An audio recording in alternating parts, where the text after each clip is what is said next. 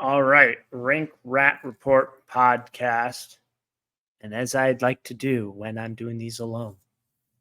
Yeah! Here we go. NFC East champions, baby. But that's not what this episode is about.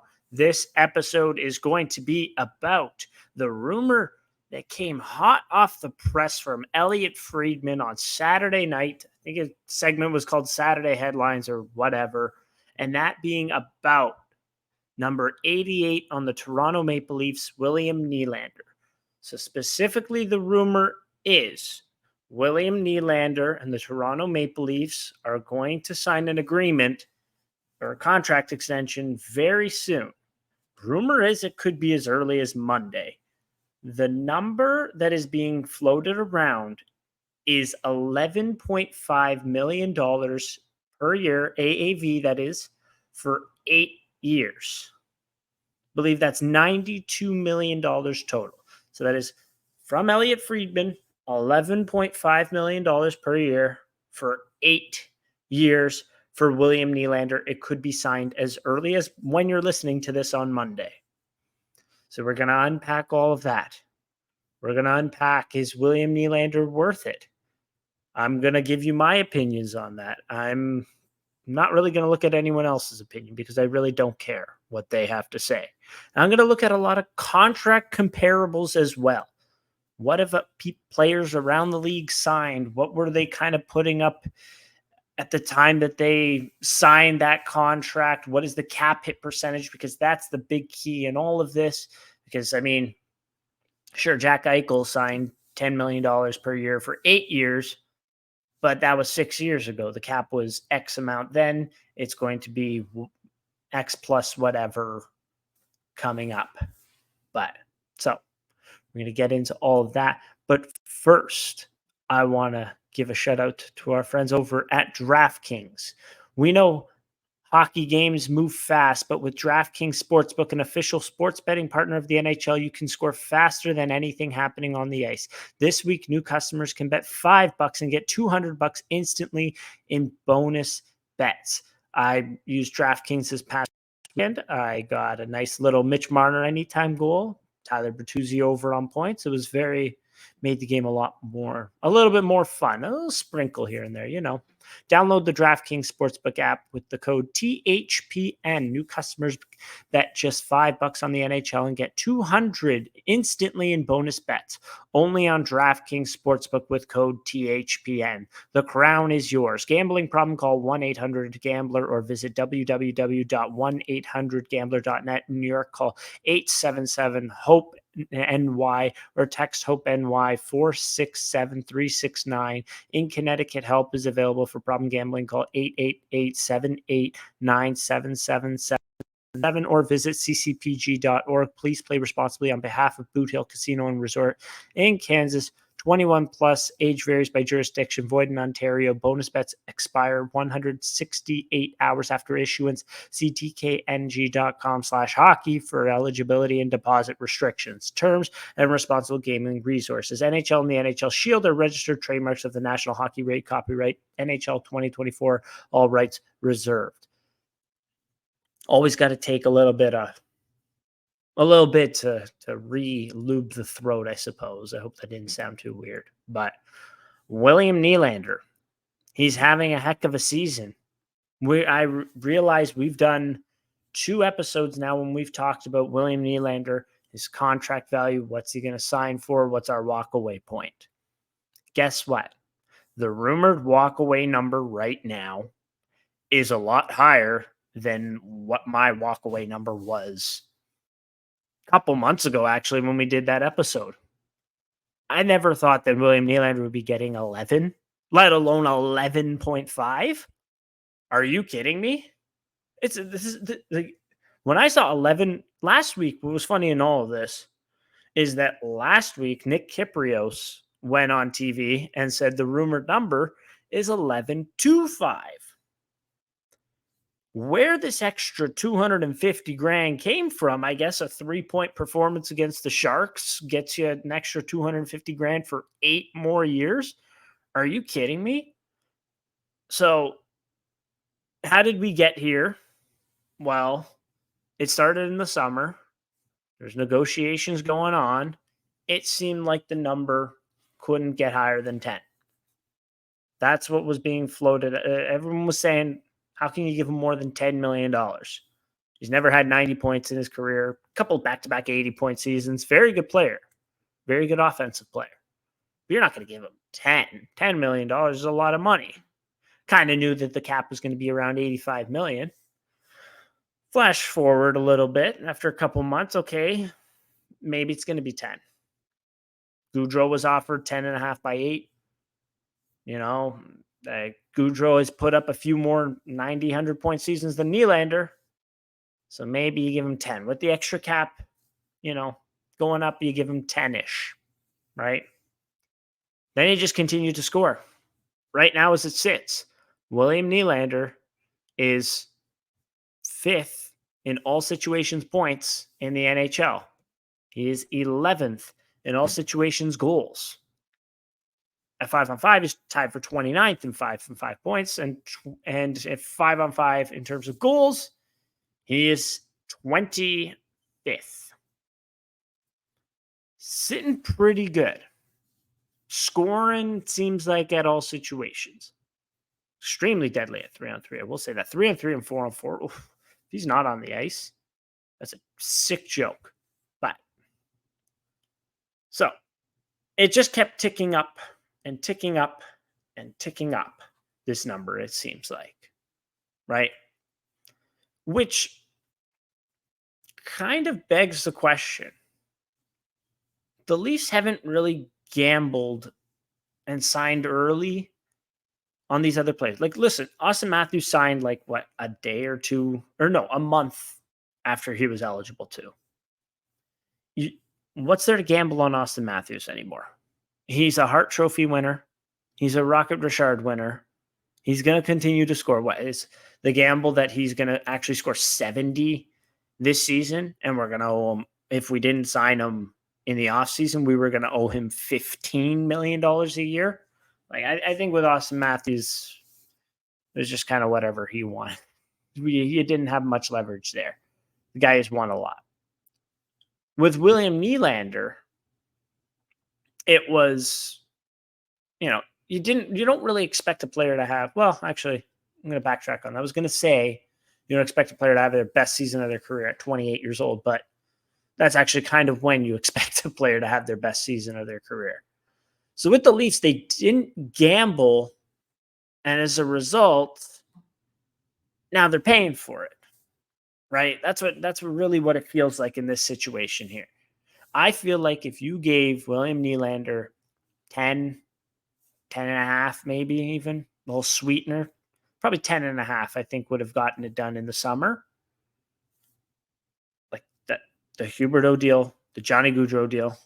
Do I even need to say what numbers those guys put up before they signed those? Or I guess one guy signed that deal. The other guy loves Columbus, Ohio so much he decided to forego a lot of money to go sign there.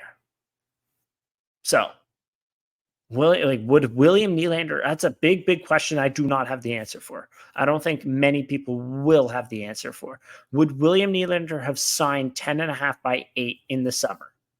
Would Louis Gross have signed 10.5 by 8 in the summer?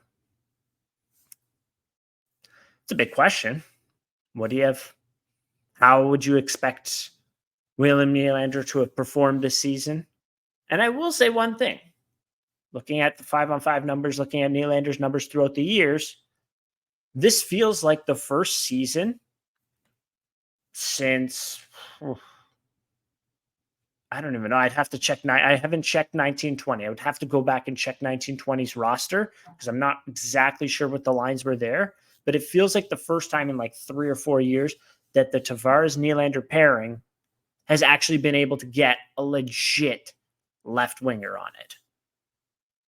Last year was Calle Jarnkrok. Played decently here and there. Had some good moments with Matthews. Is he really a legit... He's a $2 million player for 4 years. So he's a great utility guy. He's overplaying his value right now.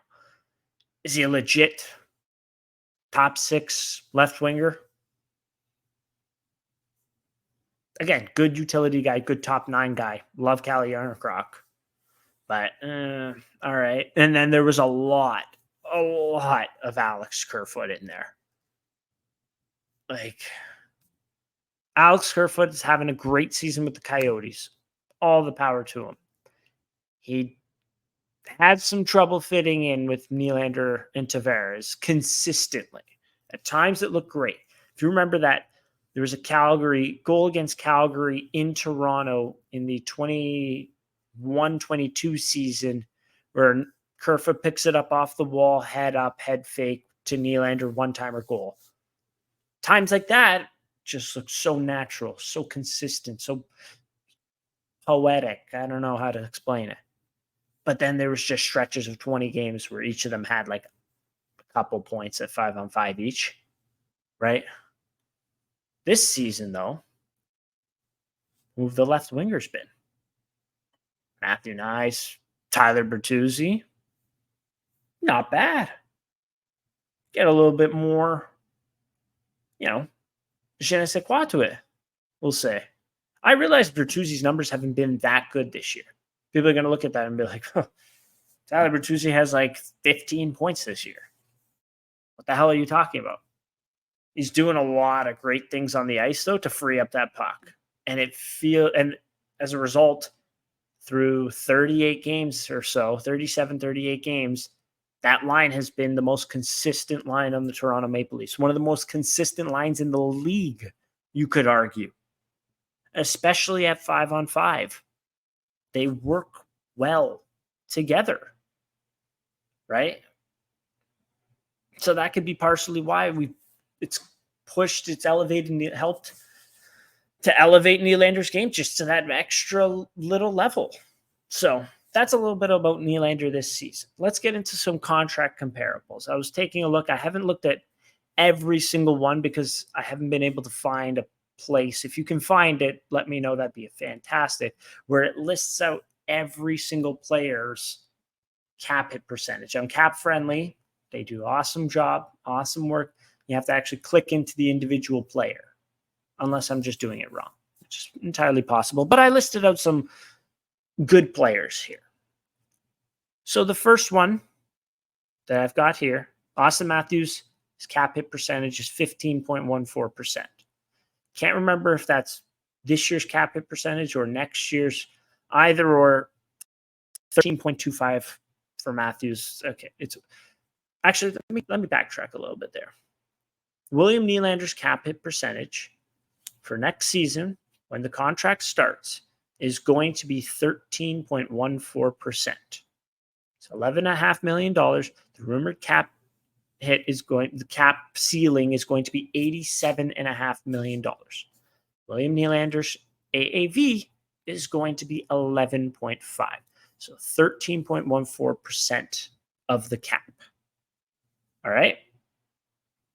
So to look at some other players on the Leafs, Mitch Marner, when he signed his deal, his cap hit percentage, $10.9 million, I believe for 6 years, was 13.38%. He had one 94-point season under his belt and 2 other 60-point seasons. Again, very good two-way player, 13.38%. That's very, very high. That's higher than what William Nylander's will be next year. So that's pretty interesting, I thought there. Marner's cap hit percentage still higher than what Nylander's will be next year. Okay, interesting. Not going to compare the two players, and I don't think I need to. This episode's about William Nylander. So I looked at some other ones. A higher one, Artemi Panarin, after his season with the Columbus Blue Jackets. He had 87 points. I think 18 came on the power play. The next highest on his team was 69. Just a monster generating offense on a not very offensive team. He signed his deal at 28 years old. The cap hit percentage was 14.29%. So $11.6425 million for 7 years. Right? I mean, Artemi Panarin is just ridiculously good at generating offense. Maybe not the greatest of defensive players, but since he signed that deal, you look at the numbers: 95 points in 69 games, 58 and 42, 96 and 75, 92 and 82, and 55 and 38. I think he's pretty well played up to that number, right?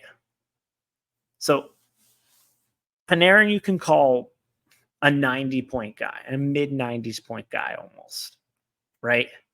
And he's getting 14.29%. William Nylander, as I mentioned, 13.14%, right?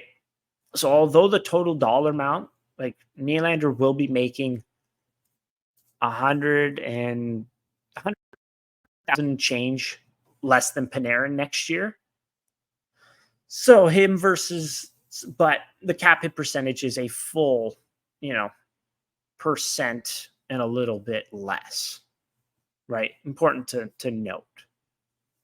Inflation adjusted. I don't know what you want to call it, whatever. So Panarin versus Nylander, like, which one would you rather have? Like at this very, very moment, right? When you're looking at the cap hit percentage, Panarin versus Nylander's game. Well, okay. So Panarin versus Nylander. So if Panarin's paid to be a mid-90s point guy, which he actually had never had 90 points before he signed that deal, which is kind of crazy that he's 90-point guy with the Rangers, though, because he's an exceptional playmaker and can put the biscuit in the basket, too. He's got 25 tucks this year, 38 games. Not bad, right? So Panarin versus Nylander there. Okay, let's look at another one. David Pastrnak signed a deal, 11.25 for 8 years. I really hope that number's correct. I thought it was a different one. Oh, man. Am I going to have to fact check myself as I talk? David Pastrnak. I thought he was 11.5. No, he is 11.25 for 8 years. 13.64% cap hit percentage. So it's fairly close to what Nylander's getting. Fairly close. If you look at the percentage of the cap for this season, $11.5 million is 13.77%, which makes sense because Pastrnak signed his deal like in the offseason last year of this season, so Pastrnak versus Nylander now as a player. Well, let's take a look at David Pastrnak. He's hit 90 points, 95 plus points once in 70 games, 48 goals in 70 games. And then last season just exploded, 61 goals in 82 games, 113 points. Oh my goodness grief. 43 at even strength. 113 points. Hell of a player. Hell of a player. He's got 24 and 38 this season. So Nylander now versus Pastrnak. Who would you rather have? Think about that. Okay. Some other high up ones. This was way above, but Nathan MacKinnon, the first year of his deal, kicks in this season, $12.6 million over 8 years, 15% of the cap. Okay, so percent and a bit more. Nathan MacKinnon's just always really good player. Some lower ones, some other ones that I have here. I have Jonathan Huberdeau with the Calgary Flames. I understand it is what it is now. Think of Jonathan Huberdeau and his value at the time of when he signed that deal. That's what you got to go back and look to, right? They didn't sign him 10.5 over 8 after he had 50 points. So Jonathan Huberdeau, the 100+ point guy that he was, which he had, I want to say 115 in that season. 115 before he signed that deal. And before that, only 190-point season, actually. Huh. Interesting. I didn't realize that. 115 points that season. For Jonathan Huberdeau, he signed 10.5 by 8. Trey Living actually that was signed by Trey Living. Funny enough. Trey Living actually rumored to have offered Johnny Gaudreau 10.5 by 8 as well. Just before that, it seems like. So 10.5 by 8 at that time was 12.73% of the cap. So it is interesting to think. You're paying Nylander a shade above the value that Treliving had put on Johnny Gaudreau at that time. And Jonathan Huberdeau too. So Treliving likes Nylander, it seems like dollar-wise, a little bit more. Some other comparables that I'll just rattle off here. Kirill Kaprizov, 11.04% of the cap. I like Nylander better. I'm just going to say that. Johnny Gaudreau's actual deal, 11.82% of the cap and 9.75 for 7 years. Nikita Kucherov, this was a few years ago before he really popped off. He actually popped off after he signed this deal. So just bad value for himself. But, $9.5 million over 8 years in Florida. I don't think he's driving Uber in between games to pay the bills, right? So how bad can you really feel for him? 11.95% of the cap, though. Philip Forsberg, thought this one was a little bit interesting. 10.3% of the cap. $8.5 million over 8 years. When I was looking at Nylander comparables for this past summer, I really looked at Forsberg. I thought he would be just above that. Maybe a 10.5%, a 10.75, maybe not quite at 11. Actually, Kaprizov is at 11, maybe 11 max. But no. Forsberg had put up 84 points in 69 games before that. Last season, actually, only 42 and 50. But in terms of actually production, and Forsberg only has one 80-point season. He's on pace for over 80 this season, but only one 80-point season. Interesting. Sebastian Aho, 11.68%, $9.75 million over 8 years. Again, he's a center. He's a two-way center.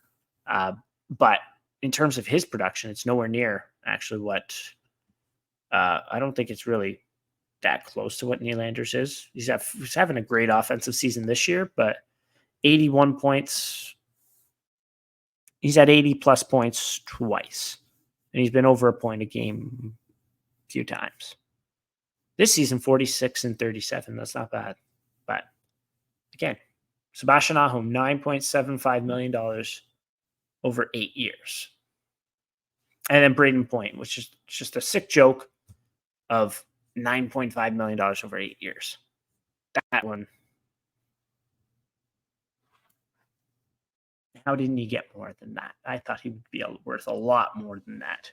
But hey, nevertheless, I'm not the one signing contracts for opposing teams. So what can I really say about that one? So just a few numbers from around the league. What's the cap hit percentage on some of these other guys that signed big tickets, right? So now, before I get into my opinion, I have some wait and sees. What's the number going to come out to? And then we're going to obviously, like right now, some of these players, very, very comparable to William Nylander. Others not, obviously. Some of these players, very comparable to William Nylander. They have not signed anything yet. They could walk away from their respective clubs, actually, some of these guys, as early as this summer. So think about that in terms of value when, team doesn't want to budge up to a certain number. Okay, you've fully just lost that player now. And who are you replacing him with? And those players being, we talked about them in previous episodes, Sam Reinhart and Jake Gensel. Pending UFAs. Pretty close-ish numbers, especially over the last few years, to William Nylander. Sam Reinhart's having an excellent season. 5-on-5 wise, Jake Gensel's having a terrific season too. I believe he's top 5 in 5-on-5 points. It just needs to get the power play figured out. So there's that one. And then Elias Pettersson too. He's a pending RFA. are bright. And I think after, my God, nice job. After next season, it's going to be a UFA. So this summer is really looking for the long-term extension, or else, taking his ball and going somewhere else. So some other guys to look out for. Some players that are up for an extension this summer. Do we see them sign this summer? Do we see them, hey, I'm going to wait and see? Could come this summer, might not, right? There's always that risk. Player doesn't sign in the summer, and they walk away. We saw it happen with Goudreau. We saw it happen with, Panarin, but he just never was going to stay in Columbus. Saw it happen with Alex Pietrangelo, I guess you could say, too. A number of guys, right? So the guys that I have here eligible for an extension this summer: Mikko Rantanen, not a bad player, right? Stanley Cup winner, 50 points in 40 games this season. Leon Draisaitl. All of these guys also, there are guys that are up for an extension that are older that I didn't really count because you want a comparable sort of age, right? 33-year-old Brad Marchand is 100% going to sign a different looking contract than 28-year-old William Nylander, right? But nevertheless, so Mikko Rantanen, Leon Draisaitl, Hart Trophy winner. Seen him put the team on his back in the playoffs. 42 points in 36 games this year. Been up and down. Another one we got here, Brock Besser, up for eligible for an extension as well. Number 4 is Mitch Marner. That's going to be a huge one for Leafs fans. Mitch Marner, what does he get compared to William Nylander? Nylander is worth 11.5. What's Marner worth? That'll be another good one. When does he sign? If he signs. Number 5, we got here Carter Verhaeghe. This guy's just been such an assassin. 39 points in 39 games this year, 22 goals. His release is just sick. Great player. Was a Leafs 3rd round pick in 2013 out of the Niagara Ice Dogs, and they traded him to the Islanders in the Michael Grabner trade. But then the Islanders did nothing with him. But anyways, enough about the journeyman that is Carter Verhaeghe and how he should be getting paid out the wazoo this summer. Number 6, we have your Travis Konechny, and then Nick Ehlers and Pavel Buchnevich. So those guys are kind of not quite at that tier. Neither are some of these guys in the top 5 here. So those are that's the wait and see list. Okay, Nylander got this number. Did we get fleeced, really? Well, the really close contract comparables are coming out afterwards, it seems like. So we don't know, right? I'm very interested to see the Draisaitl one, though. That's the one. Well, I'm very interested to see the Marner one. This is a Leafs podcast, but outside of the Leafs, I'm very interested to see the Draisaitl one. So that's it. That's what we have there. We have around the league our contract comparables. We have the wait and sees. We have what Nylander's produced this season. Very, very well. 5th in all situations points, 11th in this all situations goals, 29th in 5-on-5 points, 25th in 5-on-5 goals.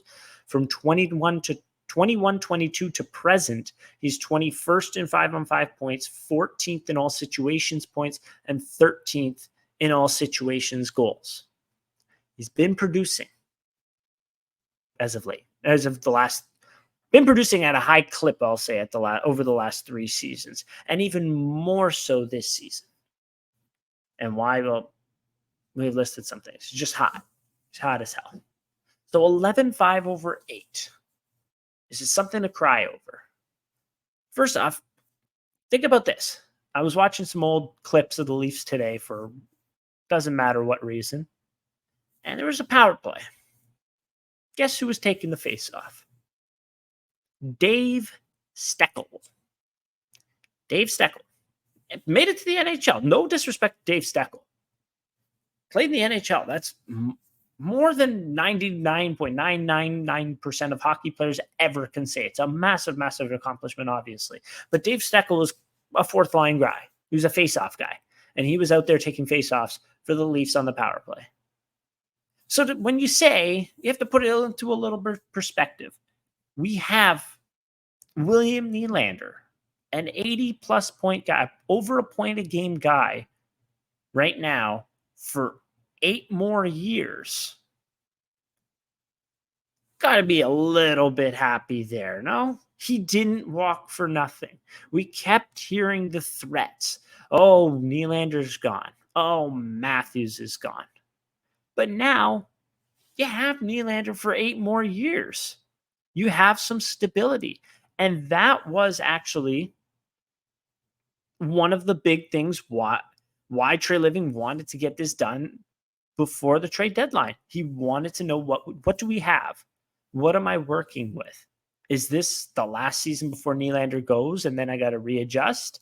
Am I dealing Nylander at the deadline? What's going on? He didn't want to be going into the deadline guessing and rolling the dice, right? You got it done. Made sure to get it done before the deadline. Okay, it's done. So now you have Nylander for 8 more years. You have Matthews for 4 more years after this one as well. Okay, you plan it out pretty well. So I think that right there is something to be excited about. Probably going to have a pretty good offensive team for the next 4 years with those two. We'll see what Marner does. We'll see what Tavares does. Tavares, or however you pronounce it, right? So that's pretty exciting there. Now let's move on to the number, 11-5. As I mentioned, I said nothing over 10. I said 10 was the number a couple months ago. It's now gone up to 11-5. Still the same player. I don't know what, like, he got rockets adjusted to his feet, it seems like. That AAV is high. And if I'm to guess, Gensel, Reinhart are not getting close to that. I just don't feel like either of those players, which are somewhat comparable, pretty comparable. Nylander's better than both of them, I would say. I don't think those players are touching that number, though. I feel it in my bones. I don't know what they've discussed. I don't know what the numbers are being floated around with those two guys. But I'm dreading when those contracts come out because I just know that Nylander's going to get paid more than those guys. And we kind of got, taken to the woodshed on this one. Now, I mentioned earlier in the episode, hey, we could have gambled on Nylander, given him 10 and a half. Little sweetener. Probably if the contract came out in the summer, you would have looked at it and say, wow, that's way too much. That would be the only way that you would have been able to get him done in the summer. It's a risk, right? You were rolling the dice. Louis Gross got the better of Brad Tree Living on this one. 11-5 is really high. That's like in the realm of David Pastrnak. And I mentioned David Pasternak's numbers. David Pastrnak put up 113 points last season. He had 60 goals. I don't even Nylander right now has 54 points and I don't know why I even just an awesome podcast host. I have no idea what the number is, but I don't believe he's on pace for what Pastrnak put up last year, right? And if we look at it right now, let's do a live reaction right now. Does Nylander have more points than David Pastrnak? I don't think so. He has 54 and David in 37, and David Pastrnak, I believe, has 55 and 38, I would say. And David Pasternak's center is, not Tavares. So I don't even know who he's playing with, but it doesn't matter. So Pastrnak versus Nylander. Now the contracts are comparable. Compare the play. Like very comparable, actually. So, oh boy. It's a big number. And what scares you then is, so now what happens moving forward? well, to actually take it a step back, would another team have given him what you have to look at? So the Leafs were able to give that 8th year, right? Get it to $92 million total. If another team were to try to get to that $92 million total, they can only offer 7 years. That's what you have to remember. Was another team offering William Nylander $13.14 million for 7 years? I don't think so. Where was he getting 13.14? Maybe San Jose. Like maybe I think it was important to win. So nowhere that he was going to win. What winning team was giving him $13.14 million? That's where I'm a little bit confused. Unless he was just ready to take the money. Right? So 13.14, 7 years. That would be what another team would have had to offer. Said he wanted to stay with the Toronto Maple Leafs. So, yeah, off the top of my head, I don't have every team's cap situation in mind, but I don't think there's a top team with any sort of room that could offer him that. Right? So, that's an interesting kind of caveat that I think of when I saw that. When you see that number, 11.5 over 8 years. All right. But we move on. Seems like this deal is going to happen. Matthews is done as well. Riley was done 2 years ago, I believe. Kicked in last season. So let's take a look at what the Leafs have going into next season. Right? So for next season, the Leafs have Nyes already locked up. This is for the 2025. Where have the years gone? These are the players that you have locked up. You have Nyes on his entry-level deal. I believe one more year there. You have Matthews at 13.25 for 4 more years.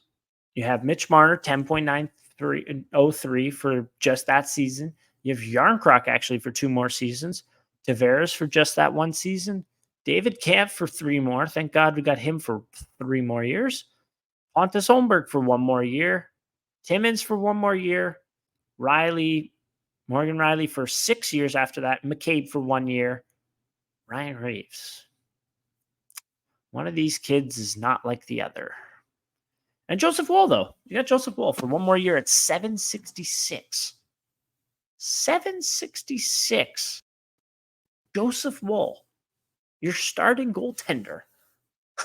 That's pretty cool. No?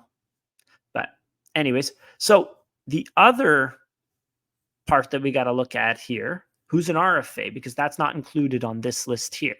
Who's an RFA? Well, Nick Robertson's an RFA. Noah Gregor's an RFA? Huh. Look at that. I was actually looking it up. San Jose didn't qualify him. He was his qualifying offer was under $1 million. That team looks like ass. I don't know why they just didn't do it. I mean, like, who were you hoping that Jesus of Nazareth himself was coming through that door? I realize you're tanking, but come on. Give the fans something to watch. Give them a fast guy that sprints up and down the ice to watch. Something. Come on. Anyways, I don't care about the Sharks. Another RFA we got here, Simon Benoit. Ooh, he's been hammering guys recently. So those are the RFAs. And then Timothy Liljegren. That was the one that I wanted to show there. So when looking at that roster, okay, maybe you got Benoit here, the third pairing defenseman. I think he's playing like he's earned that third pairing spot there. Timothy Liljegren up here somewhat. You are missing now a top end right D. Brody is a UFA. We don't know what's going on with him. I should have looked at the cap space, but we're going to have to do some mental math here. So 51 $52 million about. It's going up to 87. I think they've got about $21 million or so to fill in the blanks here. So top end right defenseman, maybe somehow Logren becomes that right second line right D there. Okay, is Connor Timmins then going to be your third pairing right D? $1.1 million. You're able to bury up to $1.3 million next year. Think about that. So they could easily bury Connor Timmins if they're not totally satisfied with him. So, okay. So where do you go from there? Well, then your next play is your non-roster guys. You got entry-level deals. Do you see anyone that can kind of fill in here? Okay, maybe Easton Cowan can fill in third line right wing. Maybe. He's having a fantastic season. I think I can fully see them giving him a few games minimum out of training camp next year. Played well at training camp this year, made it all the way to the end. So maybe they give him a few games this year. Okay. Fraser Minton. Okay, Pontus Holmberg versus Fraser Minton. Holmberg's been okay recently. Fraser Minton, has some work to be done still. But maybe can he fill in fourth line left wing? Okay, there's some savings there. So that helps you to fill in the bottom part of the roster. My point is, you're going to have to kind of be looking at these guys and see if anyone can fill in the blanks cheaply, because the cap is going up. The dumpster diving guys are always so hit and miss. One guy that I am curious about, he's not going to put up a great amount of numbers, is Max Ellis, maybe for a fourth line role. He's fast. That's the only thing, but he's small, so he can get knocked off the puck quite easily. Not the most offensive talent, but I think maybe his speed could help him chip away at a spot there. The qualifying offer for Noah Gregor will be fairly manageable, I'll say. So maybe you could fill in a spot here as well. So you have some cheap options for your fourth line there, but the big question is going to be that third line, second line left wing here, top line right D. Here's my opinion on it. Next year is going to be a crunch. Probably not going to be too satisfied with free agency. Getting some great savings in Wool, Nyes, maybe some others. But Jake McCabe at $2 million, lovely. But it's going to be a crunch to fit players in. Maybe won't be the most polished team. Brad Treliving's got his work cut out. So now you've given $1 bazillion seemingly to those top guys for next year. Cap is going up to 87.5, goes up to, I believe, 92.5 the year after. And that's where Tavares is not going to be getting paid $11 million anymore. The hope is that it takes a friendly deal with the team after that. Hopefully Mitch Marner doesn't take you to the woodshed. And then you got a little bit more room to re-sign Wool, hopefully, to a long-term deal. Well, fingers crossed. And fill in the decor here. Right? So there's some hopeful savings in 25-26. 24-25 will most likely be a tight cap crunch. You're going to be pinching your pennies, and you really cannot have, you say you can't have, you can't have your John Klingbergs. Well, he's on LTIR, so I don't know. Will that help you next year? I don't know. Anyways, we're getting off topic here. So let's stop sharing here. So William Nylander contract, 11.5 over 8 years. It's high. That's a lot of money. Great that you got a very good player for 8 more years. That's a lot of money. And it's going to be a tight crunch for next year. Do I think this is the right idea? Bringing back Marner, bringing back Matthews, bringing back Nylander. Yes, I could do a whole podcast on it. Yes. You win with those types of players. Right? Winning the Stanley Cup involves some luck. It involves some contract luck. Like, do you think it's just skill, heart, and determination that the Tampa Bay Lightning and Vegas Golden Knights ended up with $100 million payroll and won the Stanley Cup with that? Just, yeah, grit, heart, determination, accounting fraud, medical fraud to get your players under the cap. Oh, LTIR, this player may never walk again. Oh, but he's ready for playoffs. Here we go. Okay. Stars kind of got to align for a team to do well. I think if you keep bringing back these talented players, you got to somehow surround them, find a way to surround them with some decent players. Like, these are exceptional players you're talking about. Matthews, Marner, Nylander right here. Exceptional. All within the top, I believe it was 15. All are within the top 15 in points in the regular season over the last 3 seasons. A lot of teams would kill to have that level of offense, those levels of players, because they're very, very good players. I think if you keep getting back to the dance with those players, you're going to be able to punch it through.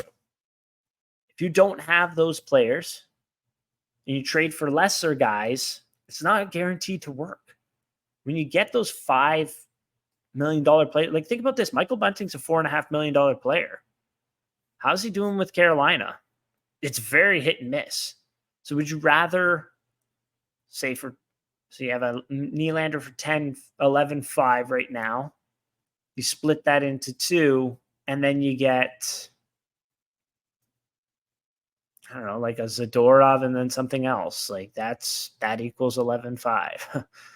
Or you miss on a goalie and you give him $5 million and he ends up in Bakersfield. Right? So, yeah. My point being, I think with these players, they grow, they mature. You've given yourself another few years of having a shot to punch it in. Got a little bit closer last year. If you do the right things at the trade deadline this year, do some good things trade-wise, you're going to have some better shots to punch it in. I mean, better to try and fail than to just keep rebuilding and keep an endless cycle of losing in mediocrity, because that would be the true failure in all this. If they never even just tried, right? Think about the Oakland Athletics. I know I'm rambling here about nothing. Like, think about the Oakland Athletics. It's perpetual rebuild because they have a cheap ass owner, but they've never gone all in. Imagine being part of that fan base. Just never having gone all in to really try to win, right? Which probably doesn't even apply to the Leafs at this point for what I'm saying. But anyways, William Nylander, 11.5 over 8 years. A lot of money, probably too much money, but glad that he's here for another 8 years, right? Thanks, everyone, for listening if you lasted this long, and go Leafs go.